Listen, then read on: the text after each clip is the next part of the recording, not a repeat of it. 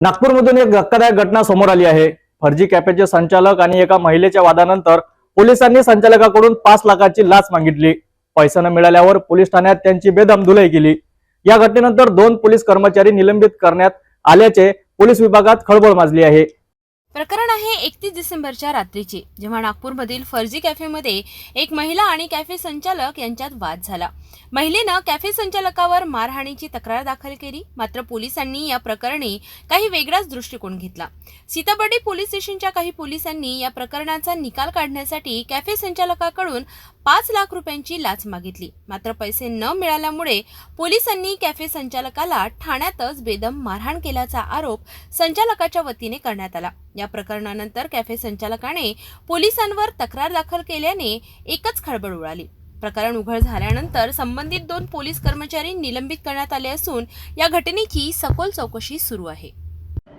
जो Burdi police station में जो अर्ली मॉर्निंग को 1 तारीख को ऑफेंस रजिस्टर हुआ था, तो महिला के कंप्लेंट पे जहाँ शहर में जहाँ घटनास्थल हुआ है वो फर्जी कैफ़े करके कैफ़े है, वहाँ कुछ आपस में झगड़े हो गए, उसके ऊपर ऑफेंस रजिस्टर हो गया। उसके बाद जो हमारे 2 स्टाफ है, एक समाधान कांबड़े और प्रवीण वाकोड़े, इन दोनों ने जो कायदेशीर प्रक्रिया करनी चाहिए थी, जो कायदे से करना है वो नहीं करके जो क्रिमिनल है, जो जिसके ऊपर ऑफेंस रजिस्टर है, उसको लाके बिठा के, और जो सीनियर का कोई उसके बारे में उसको ऑर्डर नहीं था, फिर भी उन्होंने वो एक्ट किया है। इसके कारण 2 स्टाफ को हमने निलंबित किया है। सर, इसमें जो मामला तो किसी महिला अधिकारी के पास था और ऐसी भी है जानकारी कि उसने उसकी वो फाइल चुराया और उसके बाद उसको अवैध रूप से वो बुलाकर मारपीट किया और उसके बाद पैसों की भी मांग की। क्या कुछ इस बारे में?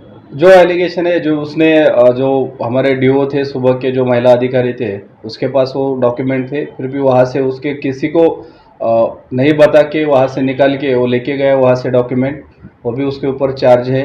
और जो आगे उसने जो आरोपी था जिसके ऊपर ऑफेंस दाखिल था, उसको बुला के जो उसका एलिगेशन है, वो एलिगेशन को हमको मिला है। जो एलिगेशन के ऊपर हम इन्वेस्टिगेट करेंगे, उसकी इंक्वायरी करेंगे, उसके बाद उसमें जो आ जाएगा उसकी कानूनी कार्रवाई की जाएगी।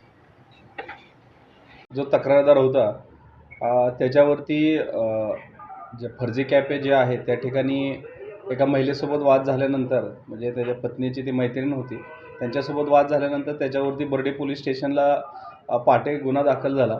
त्या अनुषंगाने जो आमचा निलंबित स्टाफ आहे त्यांच्याकडे कोणताही तपासाचा आदेश नसताना किंवा जी प्रक्रिया पार पाडली पाहिजे कायद्यानुसार, ती प्रक्रिया पार न पाडता त्या संबंधित व्यक्तीला बोलवू नये किंवा त्या ठिकाणी पोलीस स्टेशनला विनाकारण त्याला ठेवू नये, कारण ते ऑफेन्स ही 7 वर्षाच्या आतील शिक्षेचा होता। त्यामुळं असं विदाऊट नोटीस कुणाला बोलवणं हे कायदेशीर प्रक्रियेचा भंग होतो।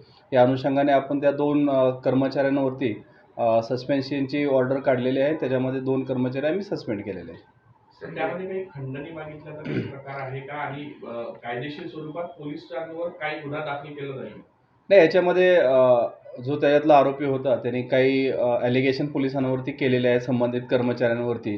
त्याच्या अनुषंगाने त्याची तक्रारही प्राप्त आहे आणि त्या तक्रारीच्या शहानिशा करून जर त्यामध्ये जर गुन्ह्याचं स्वरूप होत असेल तर निश्चितच त्याच्यामध्ये गुन्हा दाखल केला जाईल। किती जणांना निलंबित करण्यात आलं आहे? याच्यामध्ये आम्ही 2 स्टाफला पण निलंबित केलेलं आहे आणि कालच त्या संदर्भात त्यांच्या आदेशाची बजावणी पण झालेली आहे। संबंधित पोलीस कर्मचाऱ्यावर कारवाई तर करण्यात आली आहे, मात्र प्रश्न असा आहे की पोलीस प्रशासनाच्या हद्दीत भ्रष्टाचाराचा अजून किती अशा प्रकारात घटना होणार आहेत।